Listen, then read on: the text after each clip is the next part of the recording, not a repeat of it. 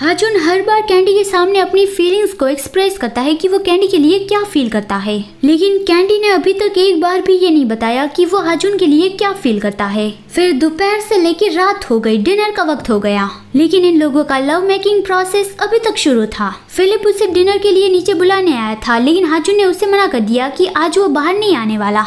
तो फिर उन दोनों का खाना उसके रूम के बाहर ही रख दिया गया था, लेकिन इन लोगों के पास खाना खाने की फुर्सत कहाँ थी, खासकर हाजुन को। तो फिर कैंडी सोच रहा था कि वो फिर से रेडी हो गया। उसने ही तो कहा था कि मैं पूरी तरह से रिकवर हो जाऊं, तब तक हमें वेट करना चाहिए। तो फिर उसने हाजुन के हाथ बांध दिए, क्योंकि वो भी हाजुन को ऐसा फील करवाना चाहता था कि बंधे हुए कैसा फील होता है। हाजुन ने कहा कि मुझे तो कोई प्रॉब्लम नहीं है, लेकिन अगर मैं बंधा रहूंगा तो फिर तुम सेटिस्फाई नहीं होंगे। लेकिन कैंडी ने कहा कि यहाँ से मैं ही सब कुछ करूंगा, तुम कुछ भी मत करो। फिर जब वो लोग सोने गए तभी हाजुन इधर उधर मुंह और हाथ मार रहा था। तो कैंडी उसे कहता है कि बस भी करो, अब अपना हाथ अपने पास ही रखो, नहीं तो मैं तुम्हारे मुंह पर केक लगा दूंगा। हाजुन कहता है कि सियुन, जब तुम सुबह उठोगे तब क्या तुम एटलीस्ट मुझे सब कुछ बता दोगे? जैसे कि अब मैं एक रियल प्रोफेसर नहीं हूँ, तो फिर मेरे पास बहुत सारा वक्त है, अब मैं पूरा तुम्हारा ही हूँ, मुझे तुमसे सब कुछ सुनना है। और हाँ, कल ही सब कुछ बताना जरूरी नहीं है, तुम अपना टाइम ले सकते हो। जब तुम रेडी होंगी तब मुझे बताना, मैं इंतजार करूंगा। और फिर वो गुड नाइट कह के सो गया।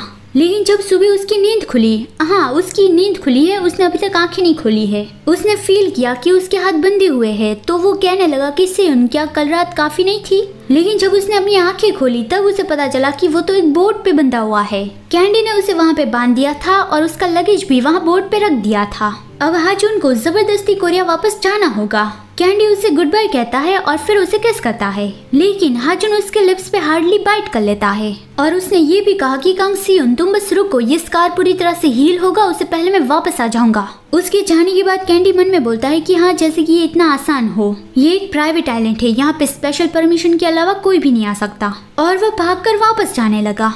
फिर अगले सीन में उनो कैलिफोर्निया से अपने इस आइलैंड पे वापस आ गया। उसने कहा कि जिन चीजों को ठिकाने लगाना था मैंने उसे लगा दिया है। अब इजी इन्वेस्टमेंट पार्टनर नाम की कोई भी कंपनी नहीं है। लास्ट हम मालिबू रिजोर्ट में रुके थे, वहाँ पे भी मैंने पीछे कोई भी सबूत नहीं छोड़ा है, तो फिर यहाँ तक हमें कोई भी ट्रैक नहीं कर पाएगा। और वो पूछता है कि फिलिप वो कहाँ पे है। फिलिप बताता है कि मिस्टर कांग 3rd फ्लोर पे अपने रूम में है, और उसने ये देख लिया था कि वो काफी वक्त बाद इतना ज्यादा गुस्सा दिख रहे हैं। उनो को देखते ही कैंडी उसे प्रोफेसर पार्क और ब्लूप्रिंट के बारे में बताने लगा, लेकिन उनो सीधा उसे स्लैप लगा देता है और कहता है कि तुम ये क्या कर रहे हो, मैं तुम्हें यहाँ पे इसलिए नहीं लाया था ताकि तुम छुपकर यहाँ से भाग जाओ और खुद को मरवा लो। तुमने कहा था कि मुझे तुम्हारा ये थोबड़ा लंबे वक्त तक देखने मिलेगा, लेकिन तुम अब नहीं रहे, तो फिर मैं वो कैसे करूँगा। यहाँ पे उनो उन दोनों के पहले मिशन की बात कर रहा है। कैंडी ने उनो से कहा था कि मैं तुम्हारे साथ लंबे वक्त तक काम करना चाहता हूँ। कैंडी कहता है कि आई एम सॉरी कि मैं बिना बताए ऐसे चला गया था, लेकिन अगर तुम मुझसे पंगा लेना चाहते हो तो फिर मैं तुम्हें एक पंच देना प्रेफर करूंगा।